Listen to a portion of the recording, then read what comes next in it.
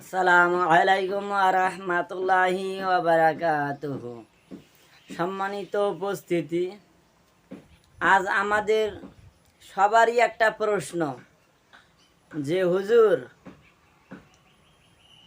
আমার যদি ঋণ থাকে তাহলে আমি কোরবানি দিতে পারবো কি পারবো না।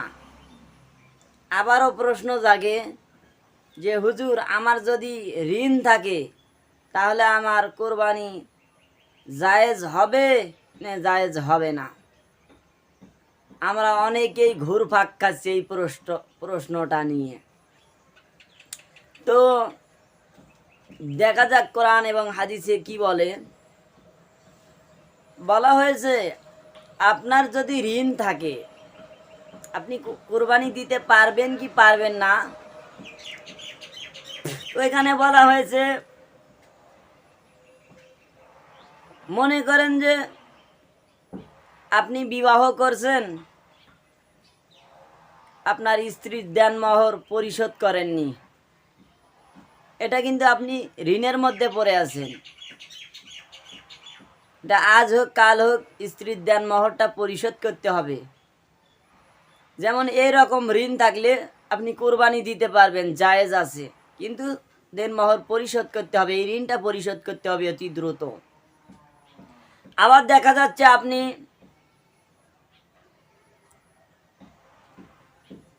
ঋণ গ্রহণ করেছেন কিন্তু অনেক প্রেশার নাই, যে জোর জুলুম নাই,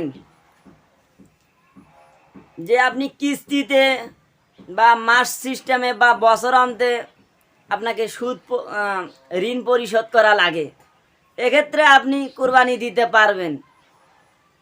আপনি ঋণ গ্রহণ করেছেন কিন্তু আপনাকে অনেক চাপাচাপি করতেছে যে আজকে কালকের মধ্যে ঋণ পরিশোধ করা লাগবে।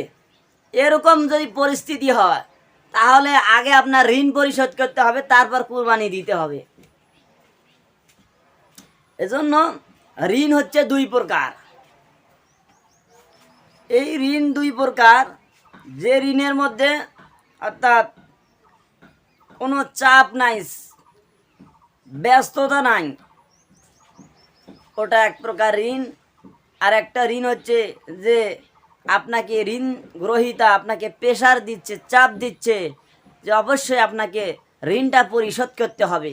এক্ষেত্রে আপনাকে আগে ঋণ পরিশোধ করতে হবে, তারপর যদি আপনার মজুদ টাকা থাকে ওই টাকার উপরে আপনাকে কোরবানি দিতে হবে। আর আপনার ঋণ আছে কিন্তু প্রেশার নাই,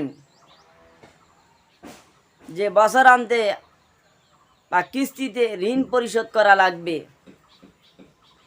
যা কোনো চাপ নাই, কিছু নাই, যে পরে ঋণ পরিশোধ করলেও চলবে, এক্ষেত্রে আপনি কোরবানি দিতে পারবেন। সম্মানিত উপস্থিতি, যেমন সুদের টাকায় কোরবানি হবে না। কোরবানি একটা বিশেষ একটা ইবাদত।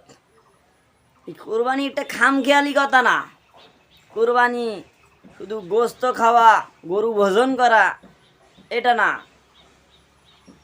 আমাদের জাতির পিতা হযরত ইব্রাহিম আলাইহিসসালামের সুন্নাহ যেভাবে কোরবানি করেছে ওই রকম আমাদেরকে কোরবানি উৎসর্গ করে দেওয়া। এজন্য কোরবানি, আল্লাহ নবীজি বলেন, যার উপরে কোরবানি করার সামর্থ্য আছে অথচ সে কোরবানি করলো না, সেজন্য আমাদের ঈদগাহের মাঠে না যায়, কঠোর তাগিদ দেওয়া হয়েছে। আজ আমরা অনেক ধনী লোক আছে, অনেক অর্থশালী সম্পদওয়ালা লোক আছে, কোরবানি দেয় না, এটা ঠিক না। কোরবানি যার উপরে ওয়াজিব, জিলহজ এর নির্দিষ্ট নবম দশম তারিখ পর্যন্ত যার অর্থ সম্পদ থাকবে তার উপরেই কোরবানি করা ওয়াজিব হয়ে যাবে। এই জন্য এই ঋণটা পরিশোধ করতে হবে। কোরবানি আর অনেক মাসলা মাসাইল আছে, আমাদেরকে কোরআনের সঠিক তথ্যগুলা আমাদেরকে আমল করার তৌফিক দান করুক। আমিন। আসসালামু আলাইকুম আ রহমতুল্লাহ।